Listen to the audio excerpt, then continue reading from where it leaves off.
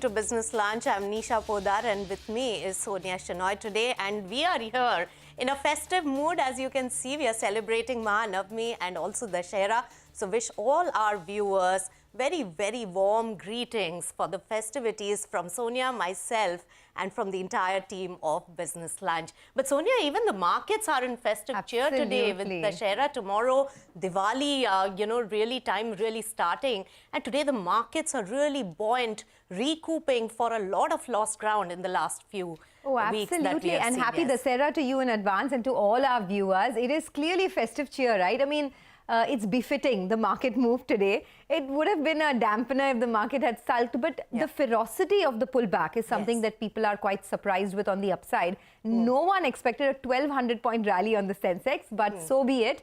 And it's led a lot by the consumer-facing stocks, right? Yes. So whether it's the autos, whether it's the auto financiers like M&M, whether it's the D-Marts of the world reporting very good numbers. So I think consumption is back in a big way, and that's the theme. And also metals are shining today.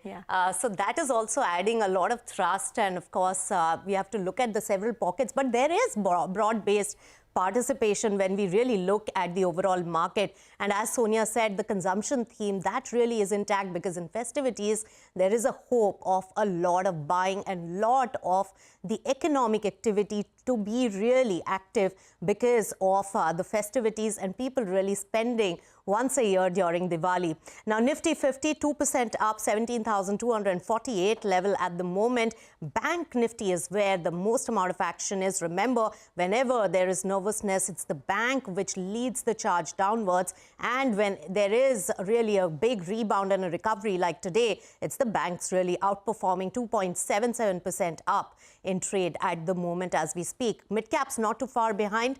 Actually, marginally, they are outperforming the key indices today. And advance decline ratio, no surprises at all. Very few declines compared to the advances that we are seeing, Sonia. Absolutely. So let's take it to all the top stories now. Escorts and M&M, two companies reported very strong set of tractor sales for the month of September. In fact, earlier today, we had a chance to speak to the managements of both companies to get an outlook for the sales going ahead. The big takeaway really is that both companies have raised their guidance for the full year. M&M has raised it from earlier 3 to 5% to 5% plus, while Escorts has raised it to 5 to 7% on the back of very good numbers coming through in the month of September. Take a look.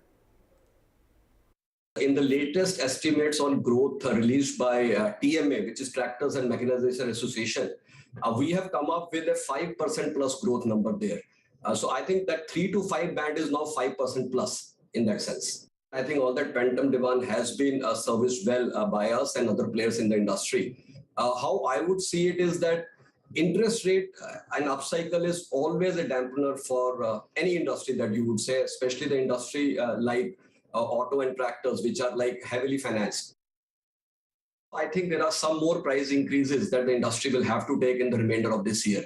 So a combination of price increases and commodity softening will bring our margins up. We continue to be the most profitable tractor company, and we intend to keep doing that on a regular basis. We will maintain a market share upwards of 40%. And in fact, as I said, we will gain some market share over last year. So I would say that our guidance would be in the similar pattern. The first 6 months of this fiscal, the industry has already grown more than 10% now. So even if you assume a flat industry in the balance of the year, you will still grow more than 5%. So obviously the guidance, I think what the peers are giving, I think is right. So we have been saying it will be mid-single digit growth, so it can be anywhere between 5 to 7% now. All right, moving away from autos, let's talk about Avenue Supermarts. That stock is on our radar. The stock is performing very well, over 1% up in trade and is stable in its gains. It released its second quarter update, posting record revenue collection in excess of 10,000 crore rupees. In fact, our colleague Mangla Malu will tell us more about that update. Mangla. Supermarts is doing well in today's trading session on the back of its second quarter updates.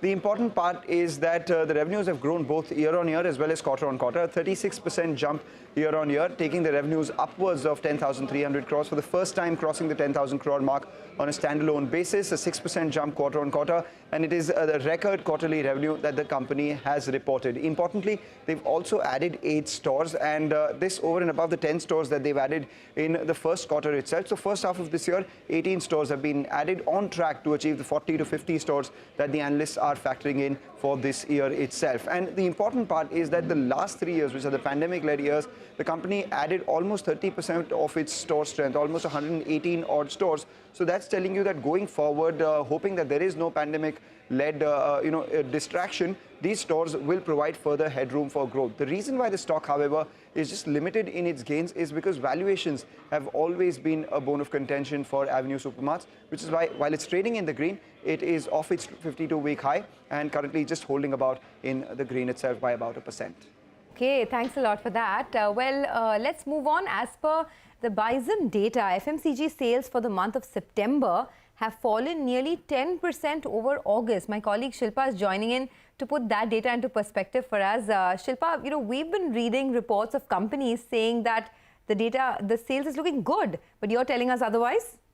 But the slowdown, this is because there is a slowdown in rural areas, and that has dragged down FMCG sales for the month of September. Now, according to data from BISM, rural sales were down over 14% in September on the back of inflationary pressures, while urban areas saw about a 1% growth over the previous month. Overall, too, sales declined nearly 10% in September. Now, this is on account of both a rural slowdown and also a lull after heavy stocking was seen in August for Independence Day and Ganesh Chaturthi. Now, from a category point of view also, beverage and packaged food sales were down over 6%. Commodity sales were down nearly 15% on the back of edible oil cutting prices. But given how prices have moved in the past year, they're still up nearly 18% compared to September last year in value terms. Now, personal care sales were also flat and confectionery was down by about 5%. Now, BISM says that there is some cautious stocking that is happening in rural areas amid inflationary worries. Also, erratic monsoons that has impacted rural incomes as well. However, October should see a pickup in the run-up to Diwali. Parle too has corroborated BISM's data, saying that September was that lull period between festivals in August, and hence lower sales through the festive. Though the festive season per se does not really see much of an uptick for FMCG companies, but Parle does expect specialty products and gift packs; those will pick up closer to Diwali. Back to you. All right, Shilpa, thanks so much for getting us all those important details. So festive sales, especially in consumption, fast-moving consumption areas, are set to pick up, is what most of the companies are telling us. But September was a lull, and that could be also because of inflation really hurting a lot of people's household budget. We'll take a short break, but when we return, we'll put the focus right on the macroeconomics and also the rupee depreciation impact on Indian businesses. Stay tuned.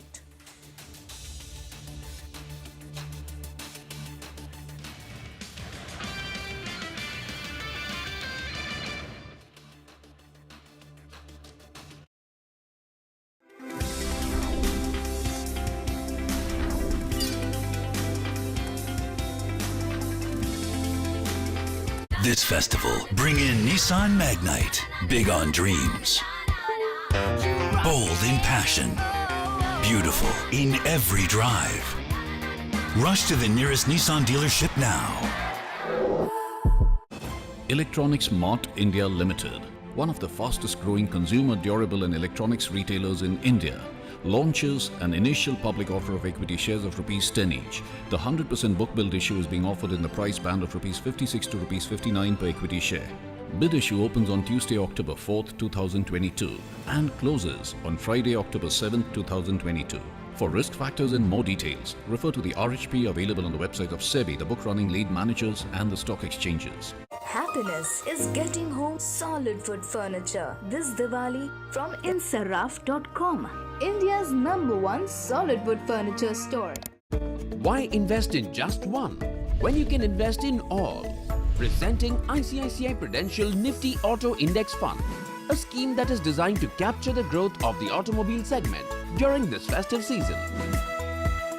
Mutual fund investments are subject to market risks. Read all scheme-related documents carefully. अरे भाभी जी बड़े दिन बाद मुझे best diamond jewellery दिखाओ। ये exchange करा लो। बेटा एक्सचेंज में ज्यादा नहीं, सिर्फ 5% कटेगा। वाह! पेश है 95% एक्सचेंज वैल्यू और 90% बाय बैक भी। Kisna diamond jewellery. कभी दीवार पर निखर आती है सपनों की सौगात, और कभी बेडरूम के कोने में ही हो जाती है नए बिजनेस की शुरुआत। कभी किचन से आती खुशबू से ही भर जाता है पेट और दिल, और कभी दरवाजे से आती दिखती है ढेर सारी खुशियाँ। आपका घर है आपकी अमानत और आपके घर की खुशियाँ हम रखेंगे सलामत। SBI home loans.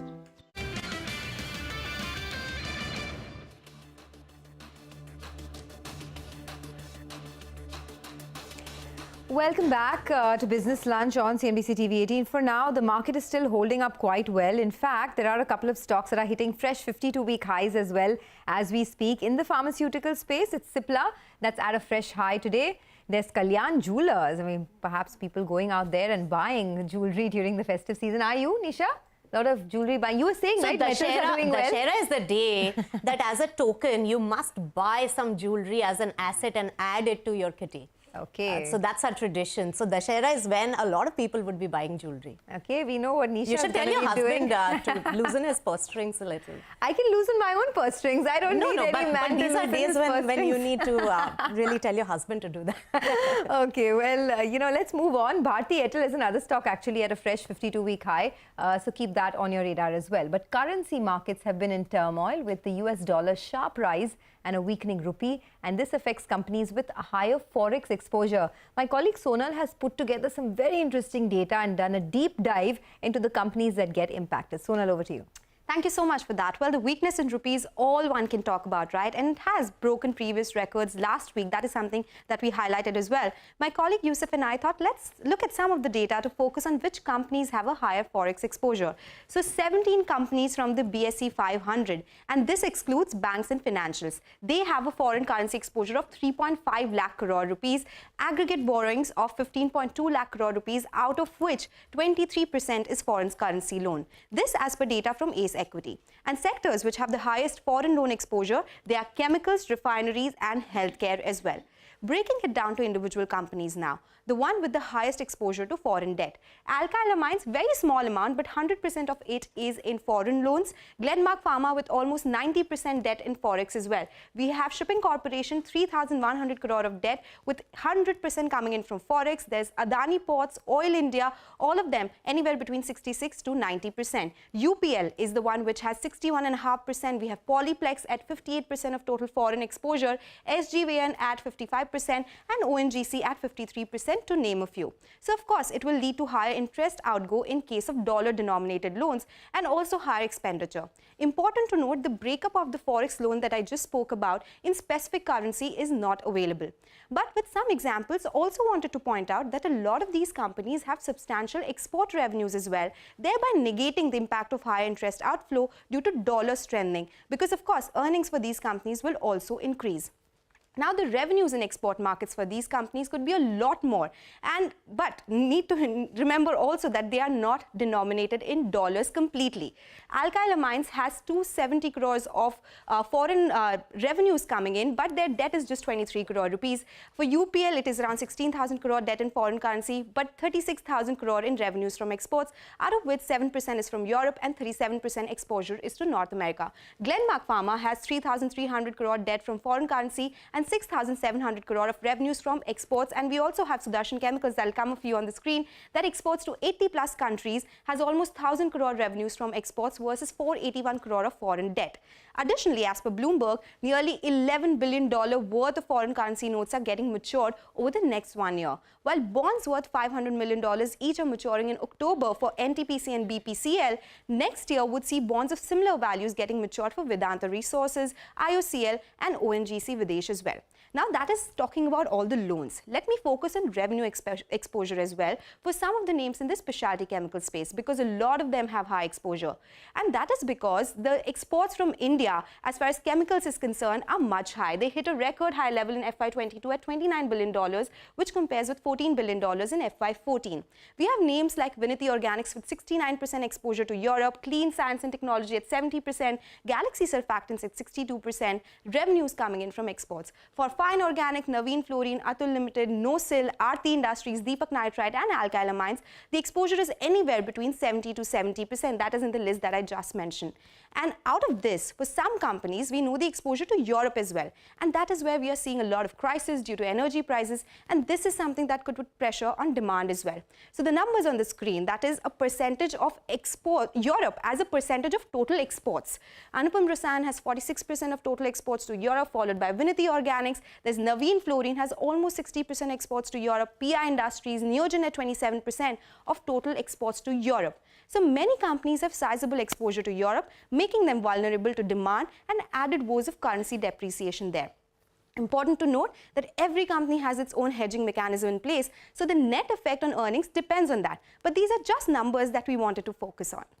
All right, quite an exhaustive research there by our colleagues Yusuf as well as Sonal Butra there, enumerating the impact of the currency movement, the dollar movement on the various companies with exposure overseas, especially Europe, and also the way they are exporting. But also remember that Forex hedging is one of the very specialized areas where a lot of groups have been really investing a lot of time, energy, as well as resources. So a lot really depends on how the Forex hedging mechanism has really happened. But then remember that it gives you a buffer only by a small margin, not for very big movements.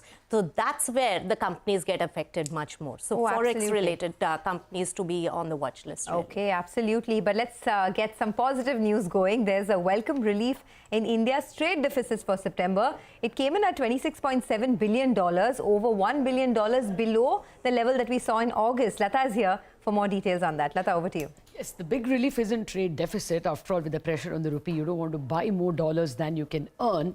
So that difference has fallen to 26.7 billion compared to 27.8 billion, almost a billion less in September. Imports are the one that have contributed to this relief. They've fallen sharply from almost 62 billion in August to 56.3 billion in September. Exports also have done actually badly. They are about 1 billion less, 33.9 or 34 billion. In August has fallen to 33 billion. So clearly recession is hitting. Now, I just want to give you a comparison as to how it is performing vis-a-vis recent highs. Imports in June were as high as 63.5. And look what we are talking about now, 56.5. Look at the extent to which they have fallen, 6 billion. Exports, again, the June high was 37.9, actually 38 billion. And what did we do in September? 32 billion. Look at the impact of recession. And trade deficit, again, that's the relief. The high was 31 billion in July, and that's fallen now to 26.5 billion. Just coming back to the September data, what worked for us? Exports of petroleum products rose. That's important. That shows why it was important for the government to reduce the export tariffs on some of the petro products. What did badly in exports? Textiles and engineering goods, clearly indicating that the global recession is also hitting our economy. Imports, crude and coke were the saving grace. Both fell. Between them, they took away $3 billion of load, obviously because prices of crude and coke have fallen globally. Imports of electronics and machinery have also fallen. Now, that is a little worrying. Why would you import less machinery?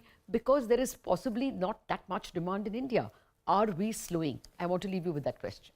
All right, Lata, thanks so much for getting us all those important details. But are we slowing? That's the big question that Lata has posed. With that, we'll slip into a short breather. I'll let you think on that and ponder on that particular question. More news and updates on the other side. Don't go anywhere.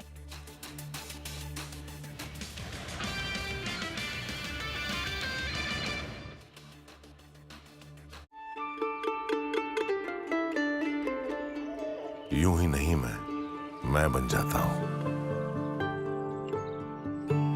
कुदरत के कोने कोने से खूबियां खोज लाता हूं।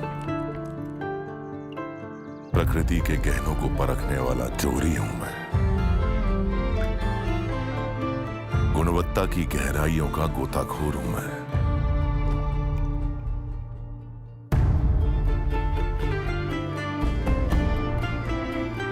कुशलता की कार्यशाला में तराशा जाने वाला हीरा हूं मैं। पर उम्दापन की नई ऊंचाइयों को छूना चाहता हूं मैं। यूं ही नहीं मैं रजनीगंधा बन जाता हूं। Even if expensive, it's high time you buy a new phone. Else he will show off his 50 MB phone features.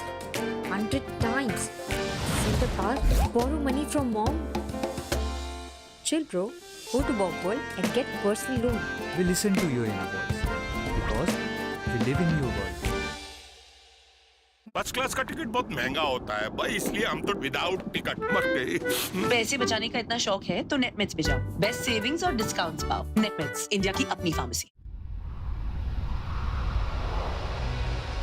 I'm Aanchal Thakur.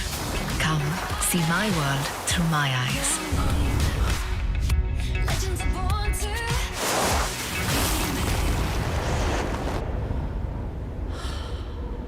100 million lights that highlight every detail. Only on Neo QLED 8K.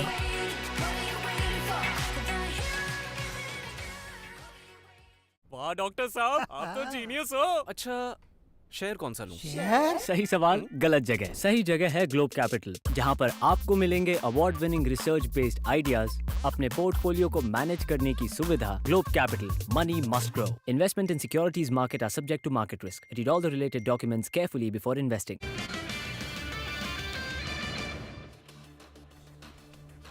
Welcome back. You're watching Business Lunch. A quick look at the markets. And yes, it's the festive cheer which is impacting the markets. It's rising unabated at the moment. Nifty 50 at 17,200 and almost 50 levels, I would say. And also at the moment, Sensex is gaining 1,179 points. So 1,200 points gain that we had seen in Sensex is something which is really giving a lot of euphoria to the overall markets as well. Mid caps have also gained 2.29% and Bank Nifty also sustains with a good outperformance to the key indices. Two counters which amongst the Nifty 50 counters are still in the red against all the other companies which are really in the green and showing superb returns at the moment are Power Grid down over 1% in trade and Dr. Reddy's 0.36% in trade. So those are the two stocks which are down and out, but otherwise market breadth is really looking extremely positive. Adani Ports is one of the top gainers with 4.7% gain, Sonia. Oh, absolutely. And there's no letting up of the gains, right? That's the best part about the market today. So the bulls have their grip firm on the market right now. And a lot of stocks, I mean, even in the broader markets, Telecom is doing quite well. Bharti Airtel is at a fresh high.